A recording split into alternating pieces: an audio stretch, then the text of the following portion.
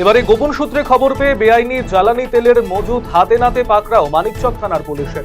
গোপন সূত্রে পাওয়া খবরের ভিত্তিতে মানিকচক থানার আইসি সুবীর কর্মকারের নির্দেশে থানার পুলিশ আধিকারিক এবং পুলিশ কর্মীরা মানিকচক থানার অন্তর্গত গোপালপুর অঞ্চলের পৃথক দুটি গ্রামে হানা দিয়ে বিপুল পরিমাণে জ্বালানি তেল আটকের পাশাপাশি একজনকে গ্রেপ্তার করে।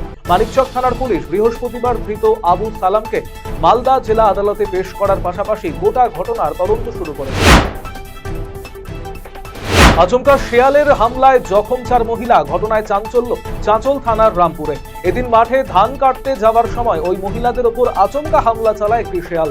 জখম মহিলাদের চাঁচল সুপার স্পেশালিটি হাসপাতালে ভর্তি করানো হয়েছে। এই ঘটনার জেরে আতঙ্ক ছড়িয়ে পড়েছে এলাকায়। পুরাতন মালদা পুরসভার পরিচালনায় ছদ্মবেশ ধারণ ও রাত্রিকালীন গম্ভীরা অনুষ্ঠান সমাপ্তি হলো বৃহস্পতিবার। এদিন পুরাতন মালদার সরবরি এলাকায় 3 দিন ধরে এই অনুষ্ঠানের আয়োজন করা হয়। এদিন খুদে থেকে শুরু করে বিভিন্ন বয়সীরা ছদ্মবেশ ধারণ অনুষ্ঠানে অংশ নেয়। পুরো চেয়ারম্যান কার্তিক ঘোষ, কাউন্সিলর বিভূতিভূষণ ঘোষ সহ অন্যান্যরা উপস্থিত ছিলেন এদিনের এই কর্মসূচি। কবিগুরু রবীন্দ্রনাথ ঠাকুরের স্মরণে ডালখোলা শ্রী অগ্রসেন মহাবিদ্যালয় বাংলা বিভাগের উদ্যোগে বৃহস্পতিবার সাংস্কৃতিক অনুষ্ঠানের আয়োজন করা হলো।